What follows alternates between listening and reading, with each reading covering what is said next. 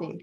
So we know that cancer cells love sugar, but when we remove that fuel and we give our mitochondria lots of oxygen, lots of healthy fats, the mitochondria thrive and the cancer cells wither away.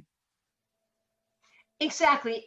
And there's glutamine in there too. So it isn't just the glucose, but you're right. I mean, apparently a lot of early stage breast cancers, especially the teeny tumors, can actually just go away because you're starving them, and they are heavy enough glucose feeders and not heavy glutamine feeders. What they're realizing now is women who have triple negative and HER2 type of breast cancer, those cancer cells are much heavier feeders of the glutamine. And glutamine is the second fuel. So the two fuels are the glutamine and the glucose. And that becomes tough because, as you well know, glutamine is the most prevalent amino acid that our bodies need, make, utilize, depend on to be healthy. And so to be able to tap in and just cut off the glutamine to the cancer cells and not cut off the glutamine to the healthy cells is the finesse, that's the fine tuning that's now being done by Dr. Seyfried and the metabolic cancer clinics in Istanbul and in Alexandria, Egypt. And Dr. Nasha Winters is training a number of MDs in this country and overseas, and naturopathic physicians as well, to understand how to help individual clients or patients cut off the glucose and the glutamine. And so that's there we are. But I think women have a very hard time again losing the excess body fat, because it means questioning authority.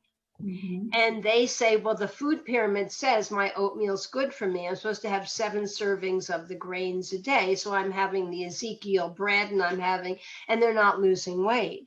And again, in chapter 2 in my book, it took me ages, and it was very boring research, to understand why the US government allows the processed food industry in the guise of the National Academy of Medicine to control our American food pyramid. And this has been going on for decades. And no one has talked about that before my book. Yeah. And so, I'm a little shaky, like, did I miss something? But again, I give all the citations. So it's like, if I'm wrong, someone will have to point to a citation that's wrong. But that's what it appears like. All right. So you mentioned triple negative breast cancer, and we get so many questions from our community and women around the world who are just frantic about the triple negative diagnosis, because conventional medicine treats it like it's a more aggressive cancer. They don't have the drugs, right? The anti-hormone drugs. And I was fascinated by what you said about triple negative.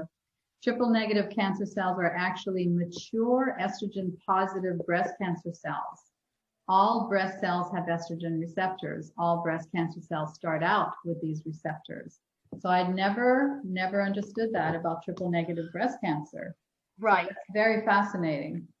Right. And I don't know that I have the citation that I use for that one, I believe, is Dr. Sledge. Early on in this research, for some reason, I called him, and he's still very big in the triple negative breast cancer field. And he was matter of fact on the phone. And he said, well, it's obvious, all cancer cells, just what I said there. Mm-hmm. And of course I guess that makes sense. I mean, it takes a real biologist to really take this statement further. And I'm so hoping my book is absolutely the beginning of this plethora of biological research, as well as political economic research, as well as women's fear of questioning authority. There's so many fields that this book, the research in here, the combination can expand upon. And I'm just hoping